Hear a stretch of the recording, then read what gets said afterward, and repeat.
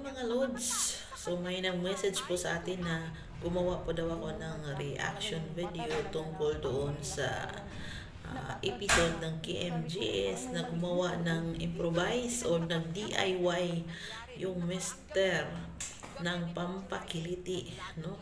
Yung improvised DIY ang ginagamit niya. So ano nga ba yung ating ma-react doon, mga dudong, mga inday? So number one po, hindi po talaga siya appropriate, no? Yung parang hindi siya para doon talaga.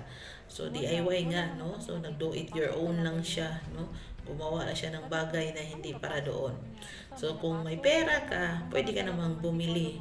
Doon sa Shopee, marami namang tinda doon na tinatawag nating mga something na rambutan, sa mata ng gamung, alam niyo na yung mga ganyan, no? So, pwede ka namang bumili doon.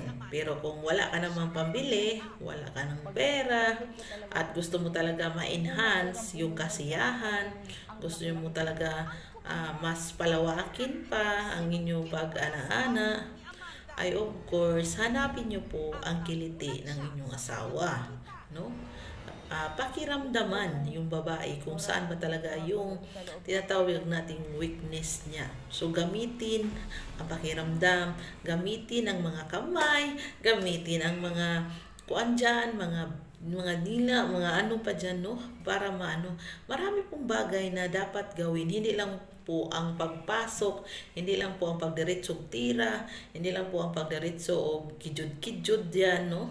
Para appreciate, no? So, at isipin nyo din na hindi lang po puro na lang kasiyahan, puro na lang kasarapan ang mga bagay na yan. Isipin nyo din na sa tuwing gumagawa kayo ng ganyan, no? Yung something na may ilalagay kayo doon, ay may epekto po talaga yan sa kalusugan ng inyong misis.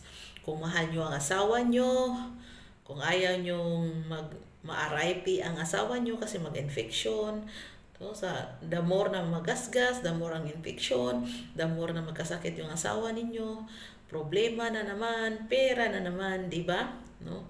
So, ang iba namang mister ay gusto na lang ma-RIP, mayataps ng asawa nila, at humanap ng iba. So, hindi po yan paraan para makahanap ka na naman ng iba, dodong.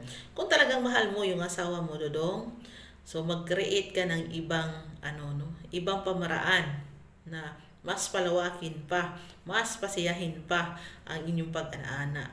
Hindi porket ito yung ito yung ito yung trending, ito yung viral na kailangan gumamit tayo ng ganito, kailangan magpalagay ako ng mga tinatawag natin litas dyan, mga ano pa yung ilalagay dyan. So, kailangan gawin ko to, kay sabi nga nila, nakakaano to. Kung naiinganyo ka sa mga barkada mo, naiinganyo ka sa mga tao sa paligid mo, hindi po yun ang paraan, mga dudong, mga inday, ha?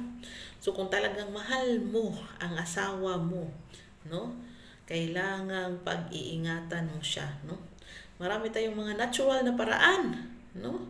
Para mas ma-enhance mo pa yan ang mga kung paano talaga liligaya ng lubos ang iyong asawa.